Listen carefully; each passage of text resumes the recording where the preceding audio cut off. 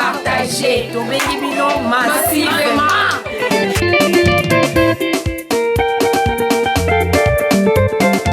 Et aujourd'hui encore, je vais clôturer avec David. Je veux nous proposer un texte. 1 Samuel chapitre 16, le verset 1 et 1 Samuel chapitre 17. Je vais commencer le verset 1, mais je ne compte pas sauter. 1 Samuel chapitre 1, verset. C'est toujours David. On se lève. Les Philistins réunirent leurs armées pour faire la guerre. Ils se rassemblèrent à Soko, qui appartient à Juda, qui campèrent entre Soko et Azeka, à Éphèse d'Amim. Saül et les hommes d'Israël se rassemblèrent aussi. Ils campèrent dans la vallée des Térébite et ils se mirent en ordre de bataille contre les Philistins. Les Philistins étaient vers la montagne d'un côté. En Israël était vers la montagne de l'autre côté. Et Israël plutôt était la montagne de l'autre côté. La vallée qui les séparait. Un homme sorti alors du camp des Philistins et s'avança entre les deux armées. Il se nommait Goliath. Il était de Gath et il avait une taille de 6 coudées et un empan. Sur sa tête était un casque d'airain et il portait sa cuirasse et à écailles du poids de 5000 cycles d'airain. Il avait aux jambes une armure, blablabla. Je n'aime pas citer ces armures parce que ça n'a pas servi. Le Philistin s'arrêta et s'adressant aux troupes d'Israël rangées en bataille, il leur cria: pourquoi sortez-vous pour vous ranger en bataille? Ne suis-je pas les Philistins et n'êtes-vous pas des esclaves de Saül? Choisissez un homme qui descend contre moi. S'il peut me battre, alors il me tue. Nous vous serons assujettis. Mais si je l'emporte sur lui et que je le tue, vous nous serez assujettis et vous servirez. Le Philistin dit encore, et c'est comme ça qu'il faisait. La Bible dit dans 12, or David était le fils de cet Ephratien de Bethléem de Juda, nommé Isaïe, qui avait 8 fils et qui du temps de Saül était vieux avancé en âge.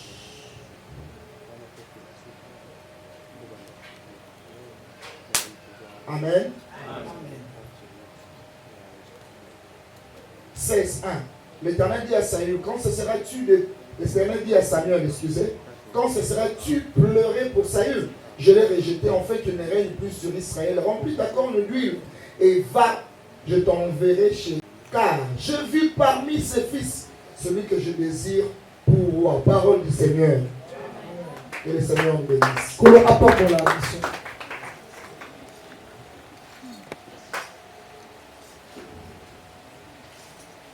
Au départ, cette histoire commence par une réalité. Ce que la réalité, c'est par rapport à la désobéissance. Souvent on se pose des questions. Est-ce que Dieu connaissait que David sera roi? J'ai dit oui. Mais ce n'était pas encore le temps parce que David était encore trop petit. Ce qui a fait que Dieu précède l'annonce, c'est à cause de la désobéissance de Saül.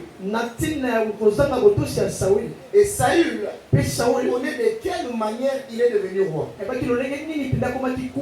Ici, Saül et David, c'est les deux rois qui ont accédé à la royauté de manière différente. Comment Saül a accédé à la royauté? Saül a accédé à la royauté parce que le peuple d'Israël voulait être comme les autres peuples.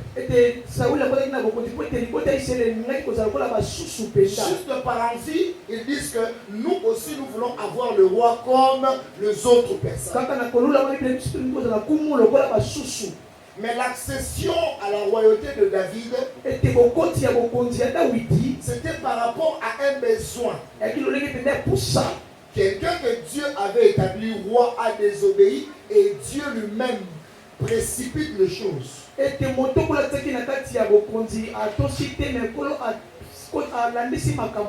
le principe est simple. Lorsque David devait accéder à la royauté, il a été appelé roi déjà avant de devenir roi, mais il n'a pas directement accédé. D'entrée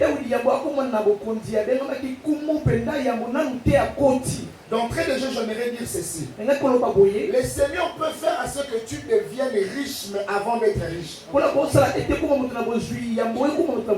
C'est-à-dire que David a reçu l'onction de la royauté, mais avant d'accéder à la chaise de la royauté. Et ce que j'aime en David, c'est que pendant qu'il avait reçu l'onction, il pouvait aussi s'entêter comme les jeunes d'aujourd'hui. Mais il continuait à appeler celui que Dieu avait dépouillé de l'onction loin de Dieu.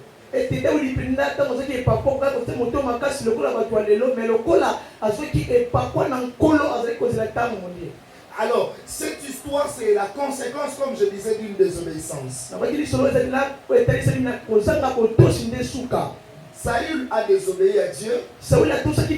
Et Dieu a dit, je choisis un homme de la maison d'Isaïe.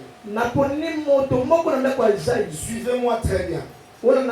Cet homme-là n'a pas été présenté par Samuel qui était le prophète.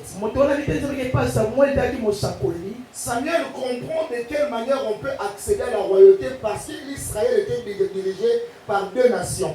Israël était dirigé par Juda et Israël était dirigé par Lévi. Par Lévi, nous avons les sacrificateurs et par Juda, nous avons le roi.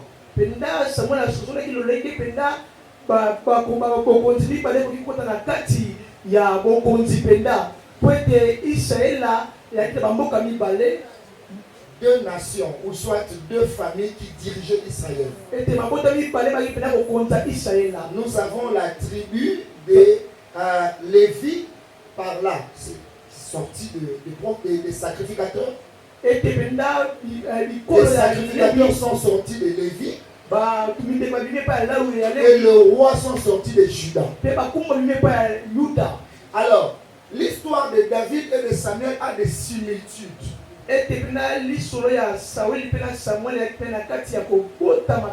Pour accéder à la sacrificature, ce n'était pas quelque chose donné à tout le monde, c'était quelque chose de la famille, lignée de la sacrificature.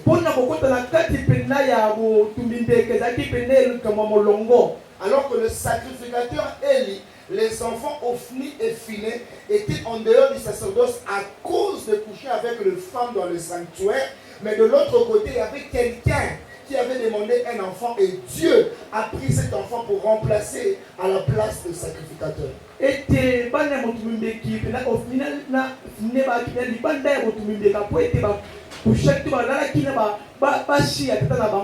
D'un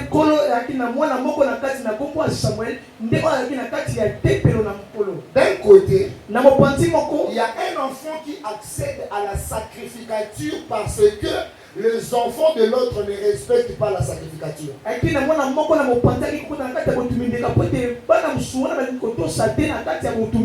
De l'autre côté, il y a aussi un enfant que Dieu a choisi qui n'était pas dans la lignée royale, mais qui devait accéder de force à la lignée royale parce qu'il y avait l'obéissance, la désobéissance.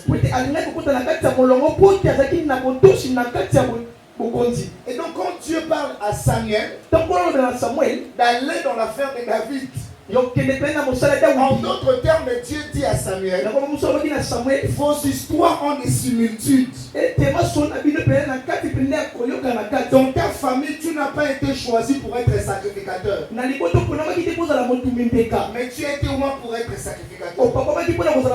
Alors le petit que je t'envoie aujourd'hui, il n'a pas été aussi destiné. Dans sa famille, il n'y a aucun roi. Il doit accéder à la royauté.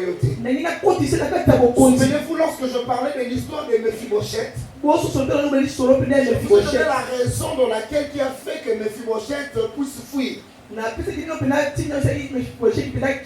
Parce qu'à l'époque, lorsqu'il y a le changement de la royauté, le roi qui accède de nouveau était obligé d'éliminer la famille ou soit la lignée du roi passé pour éviter toute éventualité d'une rébellion future. David a préféré prendre ses dangers pour appeler Mephibosheth. Raison pour laquelle, si vous regardez dans la Bible, vous allez voir que Mephibosheth, qu'on a fait du bien, à un moment donné, il s'est détourné de David. C'est pour ça qu'on disait que quand tu accèdes à la royauté, il faut tuer les enfants du roi passé. Oh, David avait l'alliance avec Jonathan. Alors il cherchait quelqu'un pour faire du bien. Maintenant quand David est né, qu'il n'était pas considéré par ses frères, il gardait les animaux de l'autre côté. Vous avez Abinadab, vous avez Eliab, vous avez ses frères. Mais tous ces frères-là n'ont pas plu à l'Éternel. Même Shama, il n'a pas plu à Dieu. Mais lorsque le roi a désobéi, Dieu dit ok. Tu as été la première personne qui a inauguré la royauté en Israël. Toi, tu n'auras pas les enfants rois. Tu es l'unique roi. La royauté s'arrête à toi. Je veux déplacer la royauté. Je veux prendre de l'autre côté David, qui n'est pas dans la lignée royale. Je vais l'imposer à la royauté. Oh, normalement, David, tout en étant roi, je suis en train de m'imaginer comment son père l'appelait. Parce que la royauté, c'est du père au fils. Mais David a été la personne qui a inauguré la royauté du fils au père. Si le papa s'appelle roi, le fils s'appelle prince. Alors si le fils devient roi, le papa sera comment?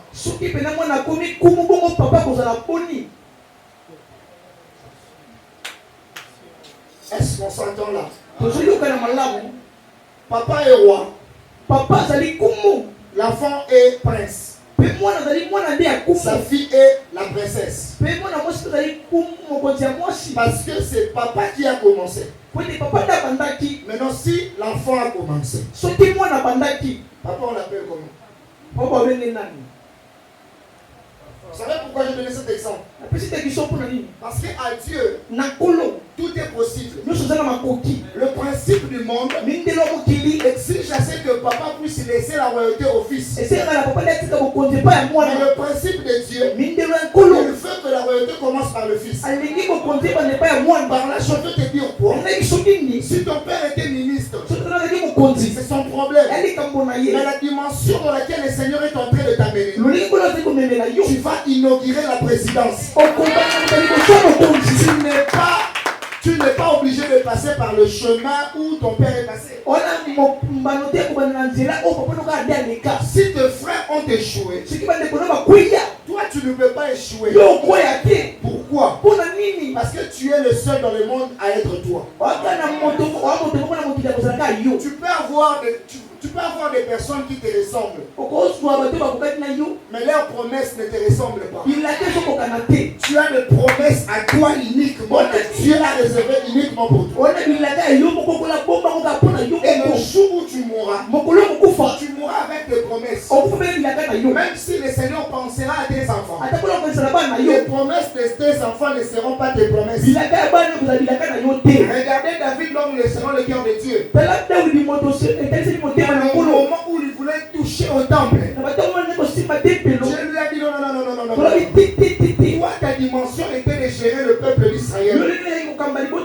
C'est pourquoi je t'avais envoyé pour aller devenir berger, parce que je savais qu'un jour tu deviendras le berger d'Israël. Mais la dimension de construire le temple n'est pas réservée à toi mais à ton fils. Et de quel fils Dieu parle? C'est l'enfant qui est né par la femme de Uri. David n'a pas épousé la femme d'Uri comme ça. Vous savez de quelle manière David a pris la femme d'Uri. Pendant que Israël combattait de l'autre côté, lui il voulait se reposer. Alors que Dieu ne lui a pas demandé le repos. Et pendant le repos de David, il a vu une femme en train de se baigner. Et il a tout fait pour avoir cette femme-là. Et après l'enfant qui était né, Dieu a dit, je ne supporte pas cet enfant. Il va mourir. Et l'enfant est mort. Le deuxième enfant qui est né de la femme d'Uri, la femme d'Uri s'appelait Bathsheba. Et cet enfant-là, c'est lui qui devait accéder à la royauté, Salomon. Maintenant, c'est Salomon, la femme, l'enfant de la femme d'Uri. Uri qui était le soldat de David. Vous voyez dans cette relation bizarre, David l'homme selon mon cœur. Il ne va pas bâtir ma maison. Mais c'est l'enfant qui est sorti d'une femme de soldat qui va construire la maison. Dieu, c'est un Dieu de surprise. Vous savez, pour Dieu, tous moyens sont bons pourvu qu'il atteigne ses objectifs. Dans l'armée de Dieu, il n'y a pas que des soldats. Il y a aussi des sauterelles. Dans l'armée de Dieu, il y a aussi des vents. Dans l'armée de Dieu, il y a la nature. Il y a des gens dans la Bible. La nature les ont combattus. La nature. Maintenant, si Dieu se place à ton côté, imagine tu es quel genre d'armée. Même l'armée américaine, avant de combattre, ils doivent d'abord cibler les ennemis. Ils doivent identifier les ennemis. Maintenant, quand quelqu'un combat contre Dieu, vous n'identifiez pas l'ennemi. Avec l'histoire de Josaphat, la Bible dit qu'il est en train de trembler. Mais la Bible dit dans sa frayeur, il se disposa à chercher l'Éternel. Et pendant que les soldats de l'autre côté se préparaient pour se battre, Dieu était tellement calme. Et au moment du combat, Dieu a dit, vous ne vous battrez pas. Présentez-vous seulement et commencez à me louer. Et depuis quand les chants donnent la victoire. Pour te dire ceci, Dieu est capable de changer ta situation. Il peut utiliser même un fou pour te bénir. Un jour, le fou, dans notre quartier à Montbélier, un fou a ramassé $100. J'ai vu comment les gens de sa famille le plaidaient. On lui demande pardon. Maintenant, le fou commence à se jouer avec eux. Il prend les $100. Il dit en 4. Le fou.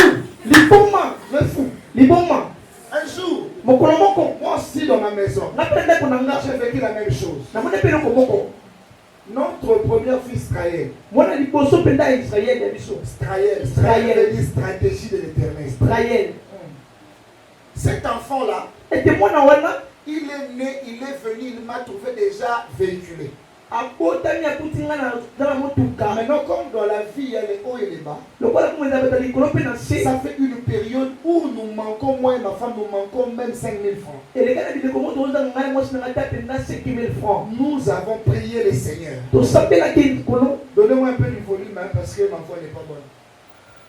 Nous avons prié le Seigneur. Seigneur, tu peux nous sortir de cette situation. Et après avoir prié, je vois quelqu'un venir.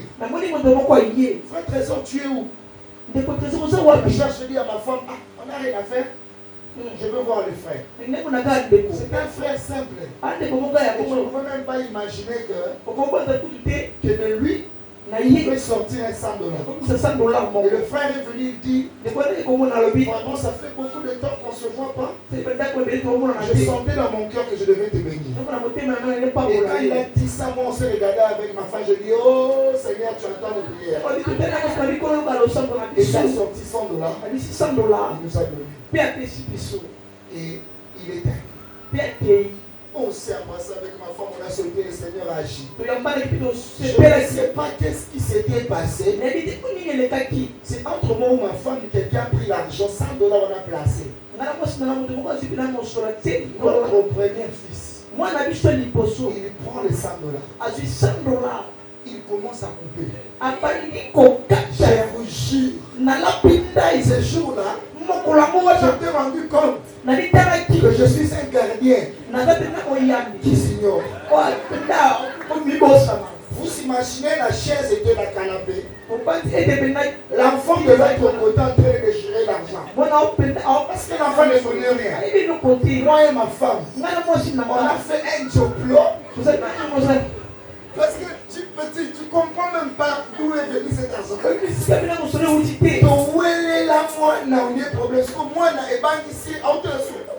Qu'est-ce qui se passe?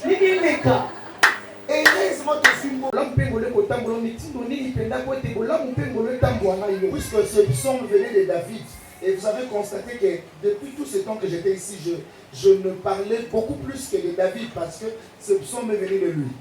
Et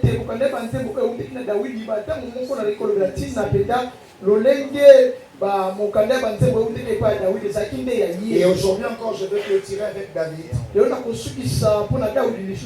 vais nous proposer un texte. 1 Samuel chapitre 16, le verset 1 et 1 Samuel chapitre 17. Je vais commencer le verset 1, mais je ne compte pas sauter. 1 Samuel chapitre 1, verset. C'est toujours David. On se lève. Les Philistins réunirent leurs armées pour faire la guerre. Ils se rassemblèrent à Soko, qui appartient à Juda, qui campèrent entre Soko et Azeka, à Éphèse d'Amim. Saül et les hommes d'Israël se rassemblèrent aussi. Ils campèrent dans la vallée des Téramites et ils se mirent en ordre de bataille contre les Philistins. Les Philistins étaient vers la montagne d'un côté. En Israël était vers la montagne de l'autre côté. Et Israël plutôt était la montagne de l'autre côté. La vallée qui les séparait. Un homme sorti alors du camp des Philistins s'avança entre les deux armées.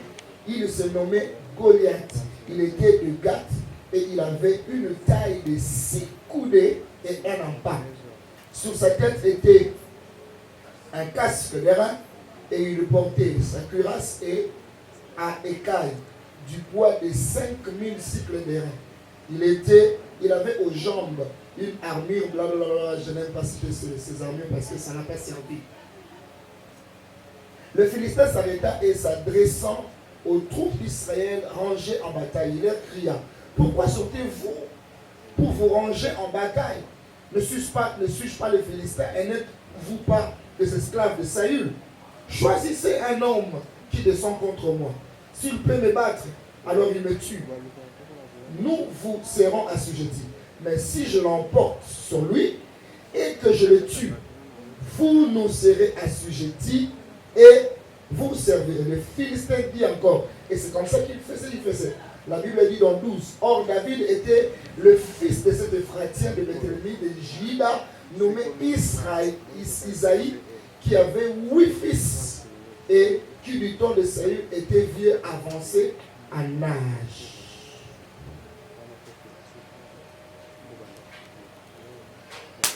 Amen. 16.1. L'Éternel dit à Saül, quand cesseras-tu l'Éternel dit à Samuel, quand cesseras-tu pleurer pour Saül? Je l'ai rejeté en fait qu'il ne règne plus sur Israël. Remplis ta corne d'huile et va, je t'enverrai chez. Car je vis parmi ses fils celui que je désire pour roi. Parole du Seigneur. Que le Seigneur nous bénisse. Que le apporte pour la mission.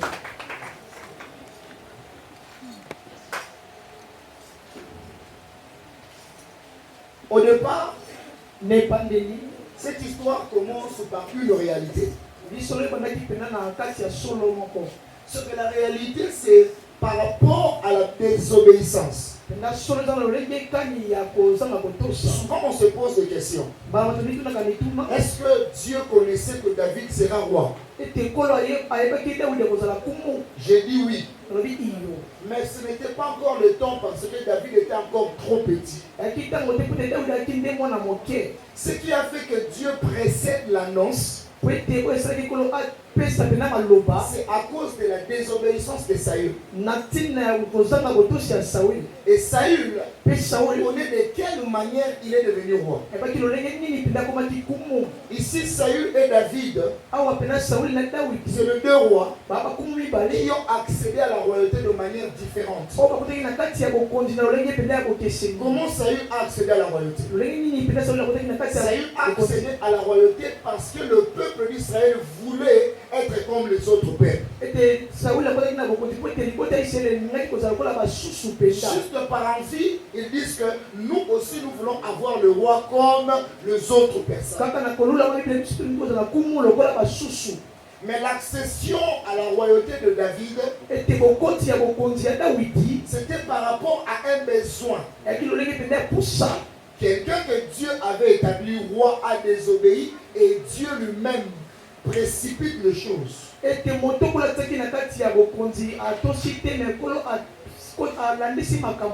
le principe est simple. Lorsque David devait accéder à la royauté, il a été appelé roi déjà avant de devenir roi, mais il n'a pas directement accédé.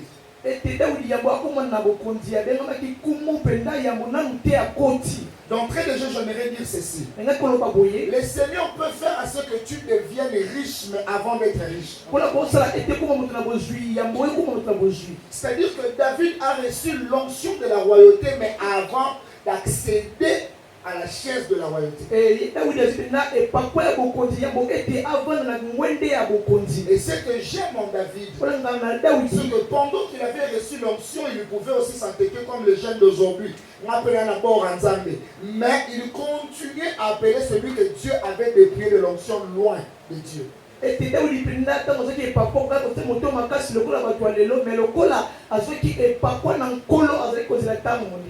Alors, cette histoire, c'est la conséquence, comme je disais, d'une désobéissance. Saül a désobéi à Dieu. Et Dieu a dit, je choisis un homme de la maison d'Isaïe. Suivez-moi très bien. Cet homme-là n'a pas été présenté par Samuel qui était le prophète. Samuel comprend de quelle manière on peut accéder à la royauté parce qu'Israël était dirigé par deux nations. Israël était dirigé par Juda et Israël était dirigé par Lévi. Par Lévi, nous avons les sacrificateurs et par Juda, nous avons le roi.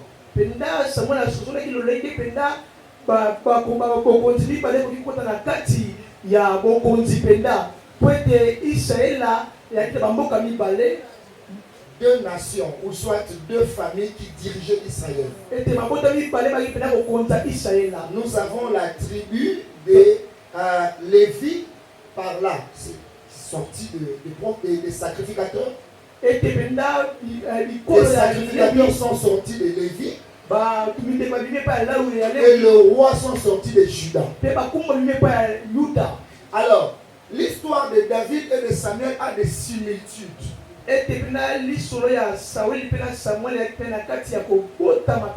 Pour accéder à la sacrificature, ce n'était pas quelque chose donné à tout le monde, c'était quelque chose de la famille, lignée de la sacrificature.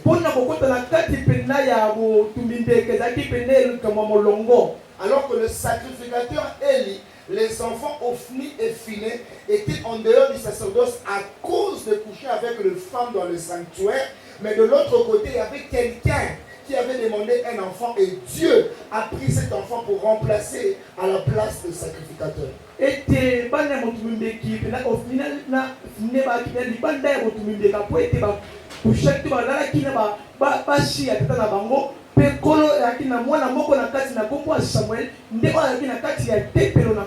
D'un côté, il y a un enfant qui accède à la sacrificature parce que les enfants de l'autre ne respectent pas la sacrificature.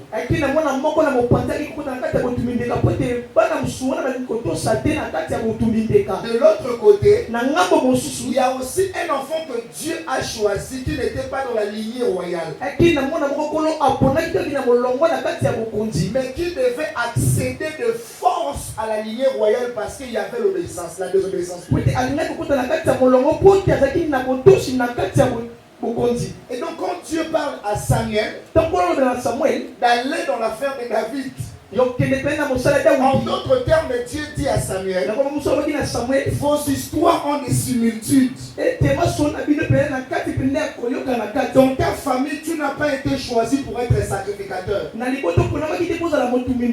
tu as été au moins pour être sacrificateur. Alors le petit que je t'envoie aujourd'hui, il n'a pas été aussi destiné. Dans sa famille, il n'y a aucun roi. Il doit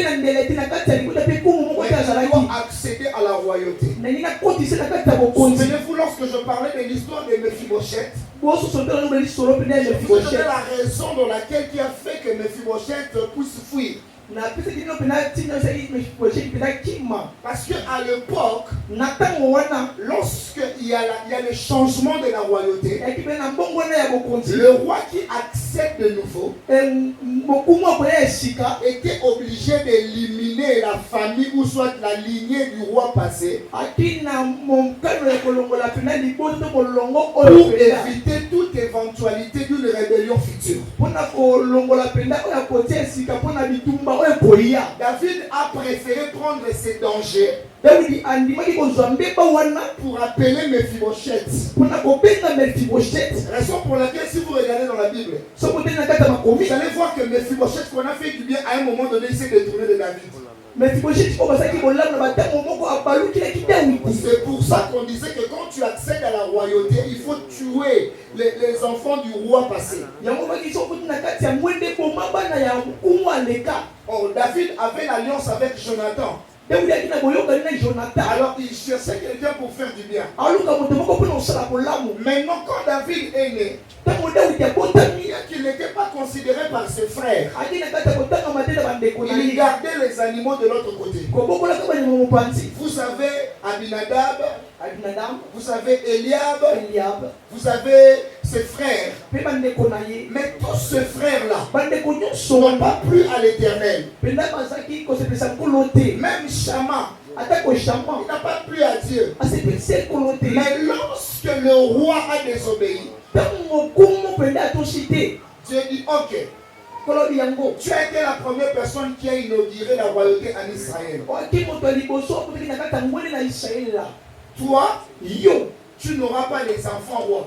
Tu es l'unique roi. La royauté s'arrête à toi. Je veux déplacer la royauté. Je veux prendre de l'autre côté David, qui n'est pas dans la lignée royale. Je vais l'imposer à la royauté. Oh, normalement, David, tout en étant roi, je suis en train de m'imaginer comment son père l'appelait. Parce que la royauté, c'est du père au fils. Mais David a été la personne qui a inauguré la royauté du fils au père. Si le papa s'appelle roi, le fils s'appelle prince. Alors si le fils devient roi, le papa sera comment?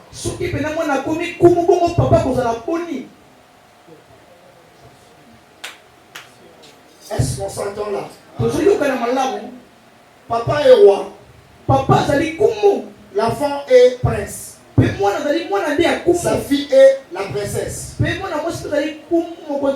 Parce que c'est papa qui a commencé. Maintenant si l'enfant a commencé, papa on l'appelle comment? Vous savez pourquoi je donne cet exemple? Parce qu'à Dieu, tout est possible. Le principe du monde exige à ce que papa puisse laisser la royauté au fils. Mais le principe de Dieu, il veut que la royauté commence par le fils. Par là, je veux te dire quoi? Si ton père était ministre, C'est son problème. Mais la dimension dans laquelle le Seigneur est en train de t'amener, tu vas inaugurer la présidence. Tu n'es pas obligé de passer par le chemin où ton père est passé. Si tes frères ont échoué, toi tu ne peux pas échouer. Pourquoi? Parce que tu es le seul dans le monde à être toi. Tu peux avoir des personnes qui te ressemblent, mais leurs promesses ne te ressemblent pas. Tu as des promesses à toi uniquement, que Dieu a réservé uniquement pour toi. Et le jour où tu mourras avec des promesses. Même si le Seigneur pensera à tes enfants, les promesses de tes enfants ne seront pas tes promesses. Regardez David, l'homme selon le cœur de Dieu. Au moment où il voulait toucher au temple, Dieu lui a dit non. Toi, ta dimension était de gérer le peuple d'Israël. C'est pourquoi je t'avais envoyé pour aller devenir berger, parce que je savais qu'un jour tu deviendras le berger d'Israël. Mais la dimension de construire le temple n'est pas réservée à toi mais à ton fils. Et de quel fils Dieu parle? C'est l'enfant qui est né par la femme de Uri. David n'a pas épousé la femme d'Uri comme ça. Vous savez de quelle manière David a pris la femme d'Uri? Pendant qu'Israël combattait de l'autre côté, lui il voulait se reposer. Alors que Dieu ne lui a pas demandé le repos. Et pendant le repos de David, il a vu une femme en train de se baigner. Et il a tout fait pour avoir cette femme-là. Et après l'enfant qui était né, Dieu a dit je ne supporte pas cet enfant. Il va mourir. Et l'enfant est mort. Le deuxième enfant qui est né de la femme d'Uri, la femme d'Uri s'appelait Bathsheba. Et cet enfant-là, c'est lui qui devait accéder à la royauté, Salomon. Maintenant c'est Salomon, la femme, l'enfant de la femme d'Uri. Uri qui était le soldat de David. Vous voyez dans cette relation bizarre, Dieu dit David, l'homme selon mon cœur, ne va pas bâtir ma maison. Mais c'est l'enfant qui est sorti d'une femme de soldat qui va construire la maison. Dieu, c'est un Dieu de surprise. Vous savez, pour Dieu, tous moyens sont bons pourvu qu'il atteigne ses objectifs. Dans l'armée de Dieu, il n'y a pas que des soldats, il y a aussi des sauterelles. Dans l'armée de Dieu, il y a aussi des femmes. Dans l'armée de Dieu, il y a la nature. Il y a des gens dans la Bible, la nature les ont combattus. La nature. Maintenant, si Dieu se place à ton côté, imagine tu es quel genre d'armée. Même l'armée américaine, avant de combattre, ils doivent d'abord cibler les ennemis. Ils doivent identifier les ennemis. Maintenant, quand quelqu'un combat contre Dieu, vous n'identifiez pas l'ennemi. Avec l'histoire de Josaphat, la Bible dit qu'il est en train de trembler. Mais la Bible dit dans sa frayeur, il se disposa à chercher l'Éternel. Et pendant que les soldats de l'autre côté se préparaient pour se battre, Dieu était tellement calme. Et au moment du combat, Dieu a dit, vous ne vous battrez pas. Présentez-vous seulement et commencez à me louer. Depuis quand le chant donne la victoire. Pour te dire ceci, Dieu est capable de changer ta situation. Il peut utiliser même un fou pour te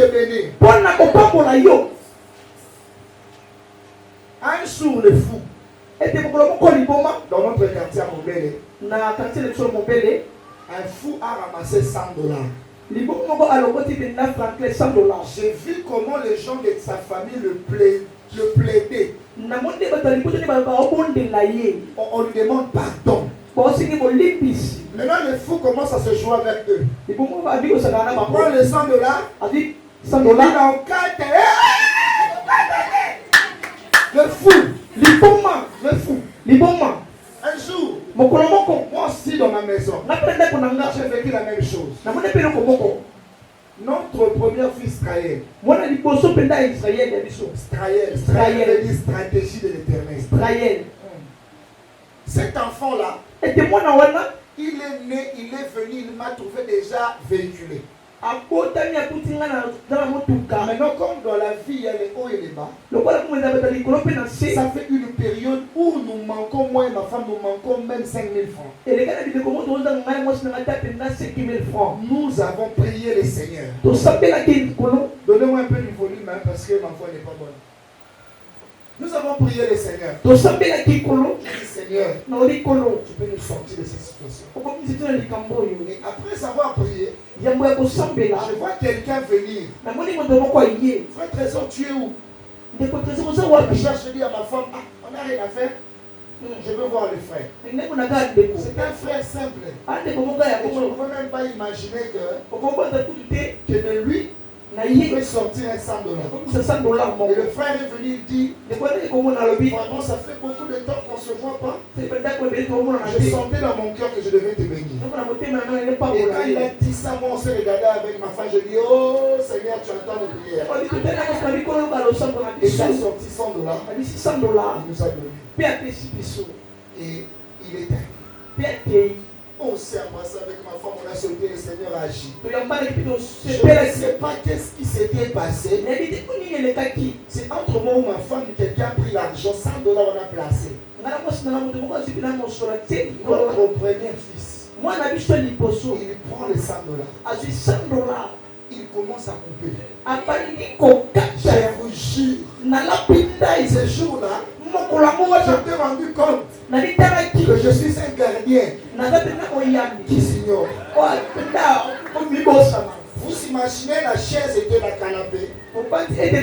L'enfant de l'autre côté en train de gérer l'argent. Parce que l'enfant ne connaît rien. Moi et ma femme, on a fait un diplôme. Parce que tu comprends même pas d'où est venu cet argent.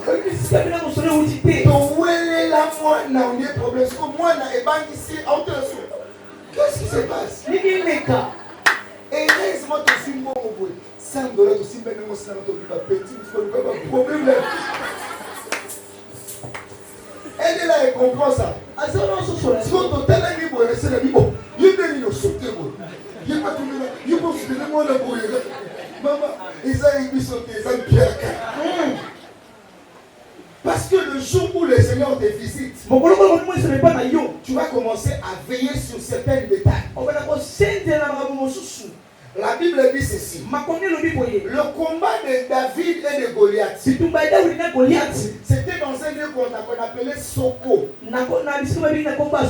Soko, c'était approximativement 24 kilomètres de l'endroit Sichem où Jacob a résolu de laisser les Téraphim.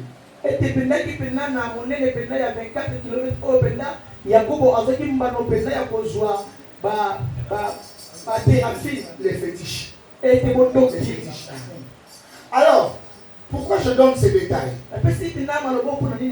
C'est pour dire que dans l'endroit où Saül a demandé, ou soit l'endroit où Goliath est venu provoquer le peuple d'Israël,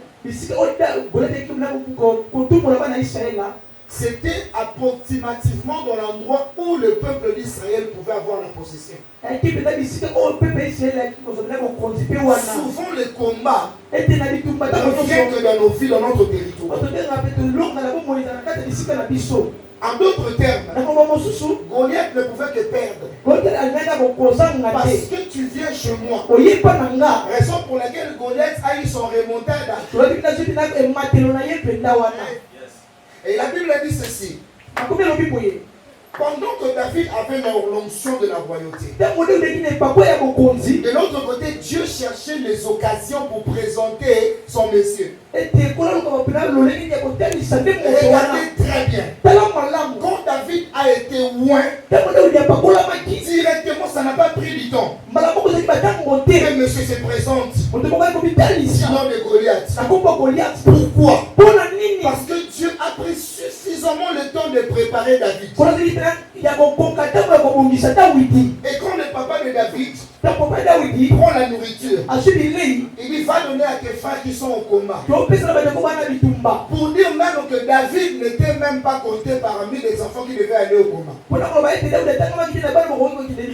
Et quand il est allé là-bas, son frère lui a dit, quand il lui a posé la question, qu'est-ce qui se passe ici et qu'est-ce qu'on donnera à la personne qui va vaincre la vie?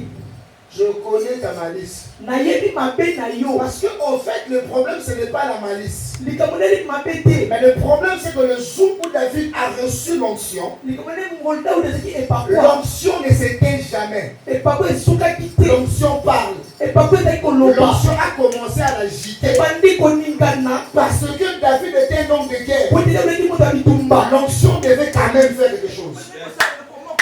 Et la Bible dit, en ce moment-là, Saül, vous connaissez bien l'histoire. Saül a cherché à dénigrer David. Il regarde la taille de David. C'est ce qui se passe aussi dans nos familles. Des fois, pour que quelqu'un te donne du boulot, regarde ta teinture, regarde ta taille.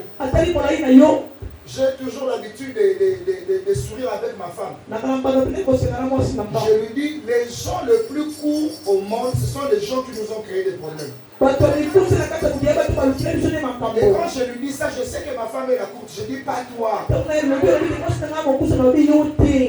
Parce que quand je parle comme ça, je dis chérie, c'est à moi que tu dis ça. C'est pas toi, c'est loin.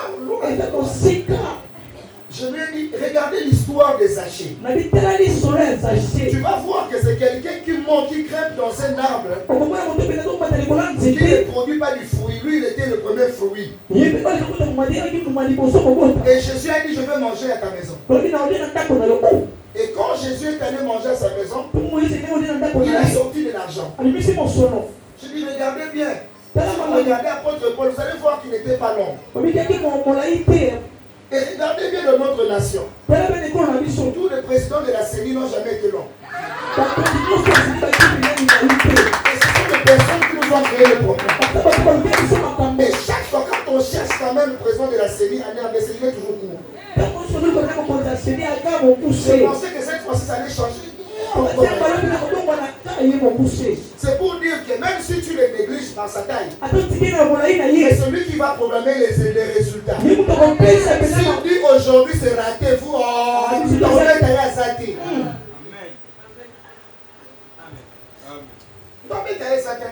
Regardez tous les présidents, tous les premiers ministres de la RDC, c'était court. Ilukamba, court. Celui qu'on vient de coucher. Moi, quand je regarde ça, je dis, mais qu'est-ce qui se passe? Et regardez très bien. Tous les présidents qui ont accédé à l'RDC, tous ont dit qu'ils n'ont pas étudié. En commençant de Kassavoubou jusqu'à aujourd'hui. Aujourd'hui, même on a dosé parce que le monsieur fait quand même des preuves. Tout le monde n'a pas étudié. Ça vous dit rien? Il y a un message même que Dieu donne à la RDC. Et moi là, je ne suis pas un Dieu de diplômé. Je ne suis pas un Dieu de docteur. Et regarde ces gens-là. C'est celui qui était passé, il a dirigé les conseils d'université. Les autres même rampaient comme ça. Pour dire que quand Dieu te donne le droit d'être béni, même le professeur de l'université, il est trop desservi. Bana Nzambe nyonso tobengi bino s'abonner Aiglon TV, il faut pas